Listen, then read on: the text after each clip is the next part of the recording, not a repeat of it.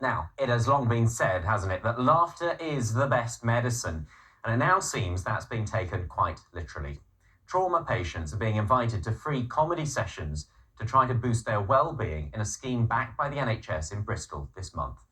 The new approach has been developed by health experts and professional comedians to give people a new perspective.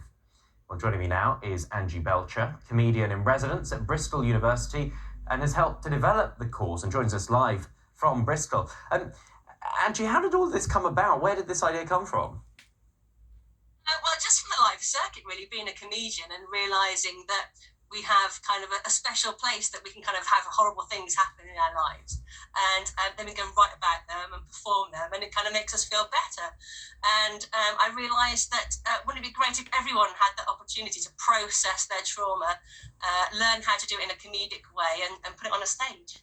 And has it worked? Has this scheme started yet?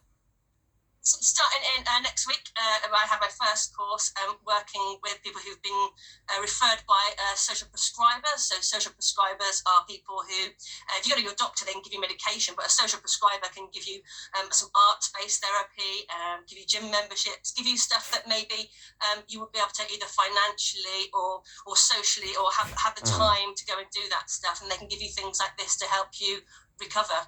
Okay, so how does it work? Do they turn up and you tell them jokes, or do they tell you jokes? How does it work? It's a psychotherapeutic intervention using comedy. So it's using your story. It could be your trauma or your experience or something in your life. And then I help people to put comedic devices into it, show people how to use a stage, how to use their body, their voice and their breath, how to use a narrative to change the perspective of who's in control. And so it's basically they create their first 5 minutes of stand-up. And in doing so, that is something that will help them to recover from whatever trauma that they've had. And how long does the course last?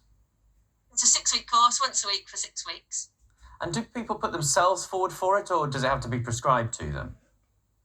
So far, people choose. Yeah, you don't get. They're not going to force you to do comedy. No, what happens is you might go to your social prescriber and say, right, I feel like I'm in the place now where I need to look at what's happened to me and process it in some way. And then they get shown an array of different artistic interventions and things, and people also get to choose stand-up comedy. And so I've been speaking to my people I'm going to be working with next week, and they've chosen this and are looking forward to using a slightly different approach to processing their experience. I have to say, it's a very brave choice. I mean, the reaction I get sometimes from colleagues when I tell jokes, I mean, the idea of standing up in front of a group of people and telling them jokes and testing your material out on them is quite daunting. But do you think you may inadvertently discover some brand new comedic talent through all of this? I hope so. I mean, I've been lecturing for 10 years in this, and often you do get people who kind of come to my workshops because it's a hobby or something on their bucket list of things that they want to achieve, but then realise they really enjoy it. The feedback they get from the audience is good, i.e. people laugh at their stuff, and then have gone on to do open mics and gone on to do it professionally. Okay. How did you get involved with it? Did the NHS come to you? Did you put it forward to them as an idea?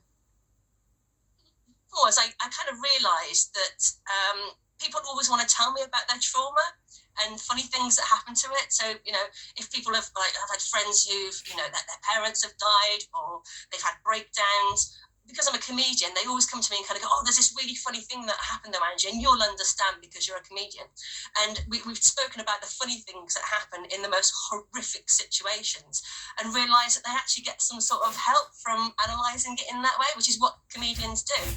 And so I suddenly started thinking, wouldn't it be great to offer this out to the community, and not only to help that individual, but there's also a ripple effect of listening to a comedian mirror your experience on a stage. So if you watch a comedian who's talking about something that's happened to them, and it's also happened to you, there gets to be a point where you kind of think, gosh, I feel much easier now about talking about it. And as we all know, with things like suicide and mental health, we always want to encourage people to talk about it, because then they get help, and then they don't go and harm themselves or harm other people or do anything silly, because they find a way of letting that out. It's an outlet.